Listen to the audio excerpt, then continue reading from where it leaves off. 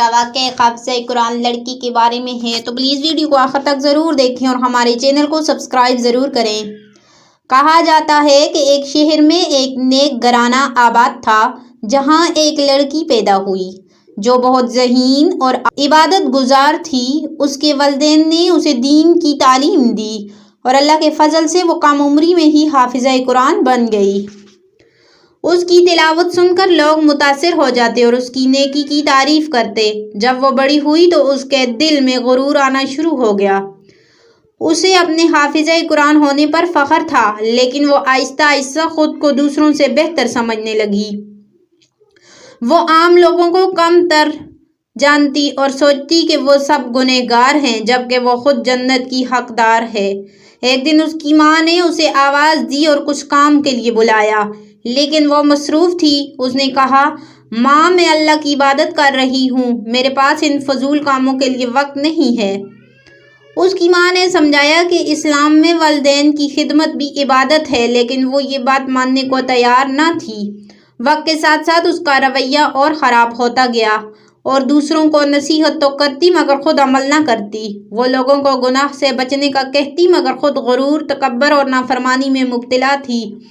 ایک دن جب اس کی ماں نے اس سے پیار سے کوئی کام کرنے کے لیے کہا تو اس نے غصے میں آ کر گستاخی کر دی اور کہا، بس کرو ماں، مجھے ہر وقت ٹوکنے کی ضرورت نہیں، میں تم سے زیادہ نیک ہوں۔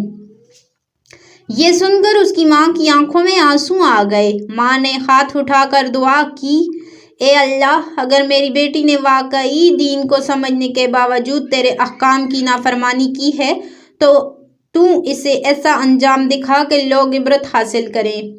کہتے ہیں کہ اسی رات اس لڑکی کے ساتھ عجیب و غریب واقعات پیش آنے لگے۔ پہلے اسے بخار ہوا، پھر اس کا چہرہ بگڑنے لگا۔ صبح ہوتے ہی لوگوں نے دیکھا کہ اس کی شکل بدل گئی ہے اور وہ ایک سور میں تبدیل ہو چکی تھی۔ یہ دیکھ کر پورے علاقے میں خوف و ہراساں پھیل گیا۔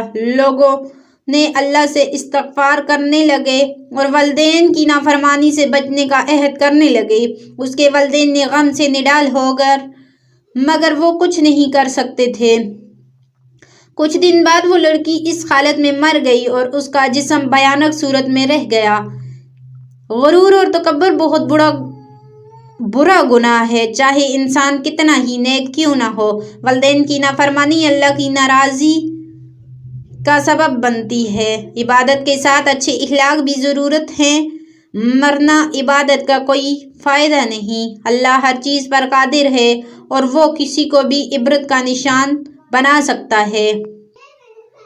اسلامی تعلیمات میں یہ واضح ہے کہ غرور، والدین کی نافرمانی اور دین کو غلط طریقے سے پیش کرنا سخت گناہ ہے، جن پر اللہ کی پکڑ ہو سکتی ہے۔ ہمیں چاہیے کہ ہم ہمیشہ عاجزی، والدین کی خدمت اور خالص نیت سے عبادت کریں تاکہ اللہ ہمیں دنیا اور آخرت میں کامیاب کرے۔